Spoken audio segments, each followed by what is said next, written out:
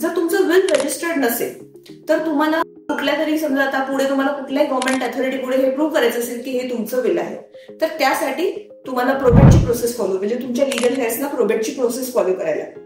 प्रोबेटची process ही as compare to म्हणजे equivalent to succession certificate obtain करण्यासारखी आहे, जी व्हेरी लेंदी, कॉस्टली आणि टीडियस प्रोसेस आहे. याच्यासाठी सोपा उपाय म्हणजे विल रजिस्टर्ड करून घेणं. त्यामुळे कायद्यानं जरी विल रजिस्टर्ड करणं कंपल्सरी नसलं तरी प्रॅक्टिकल अप्रोच मध्ये जर आपण जात असू तर विल रजिस्टर्ड करणं ही सगळ्यात महत्वाची प्रोसेस आहे. त्यामुळे तुम्ही कुठल्याही वकिलांना रेफर करत असाल किंवा तुमचे लिगल ऍडवायझर असतील तर तुम्ही आजच विल रजिस्टरची प्रोसेस काय आहे हे बघून घ्या आणि वेळीच तुमचं विल रजिस्टर्ड करून घ्या.